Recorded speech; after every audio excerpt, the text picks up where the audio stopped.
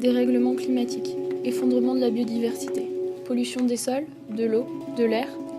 Une multitude d'initiatives voient le jour pour faire face à ces bouleversements en réinventant un fonctionnement plus durable et circulaire, plus respectueux de la nature et des humains. Dans le cadre de notre formation d'ingénieur agronome, nous sommes 6 étudiants à s'être intéressés au cas d'Ungersheim, ville en transition, et plus précisément aux acteurs et institutions qui œuvrent pour une autonomie alimentaire.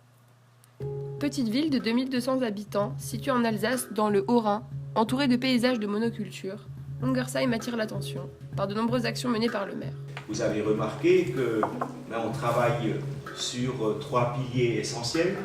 Voilà, pour nous, c'est l'autonomie intellectuelle, donc toujours être moins dépendant. Il y a aussi l'autonomie énergétique, qui est quelque chose maintenant qui est plus ou moins maîtrisé, et puis aussi l'autonomie alimentaire. Donc aller vers moins de dépendance aussi, et donc promouvoir les circuits courts.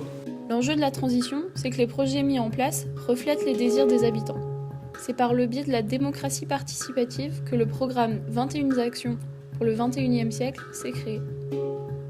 L'autonomie énergétique est l'objectif le plus simple à atteindre et le sera en 2019.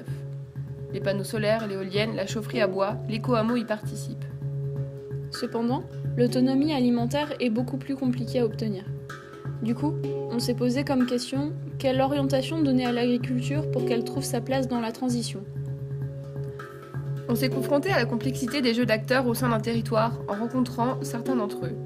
Le maire et ses adjoints, un agriculteur conventionnel, un maraîcher bio, le responsable de la régie agricole, le cuisinier, le directeur de l'OBAPA, Organisation professionnelle des agriculteurs bio d'Alsace, la directrice et le chargé de mission du développement durable de Mulhouse. L'autonomie alimentaire s'appuie principalement sur le jardin du Trèfle Rouge, où 30 personnes en réinsertion produisent des légumes bio. Ceux-ci sont distribués en paniers, transformés à la conserverie, ou participent à 50% au ravitaillement de la cuisine. Celle-ci délivre 500 repas chauds par jour aux écoles d'Ungersheim et des environs, dont un repas végétarien par semaine.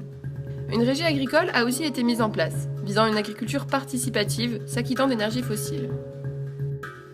Pourtant, même si toutes ces initiatives s'essaiment dans Ungersheim, l'autonomie alimentaire n'a pas encore une place centrale. C'est qu'elle implique de l'immatériel. Lier la population autour de ce projet commun ne sera pas chose facile. Rob Hopkins pose la bonne question. Comment articuler une initiative de quartier et une politique de ville ? Le courant de la transition, c'est comme l'eau. Voilà, l'eau, elle suit son chemin, et puis quand elle rencontre un obstacle, elle contourne. Mais elle continue son chemin. C'est ce qu'elle ne remet pas.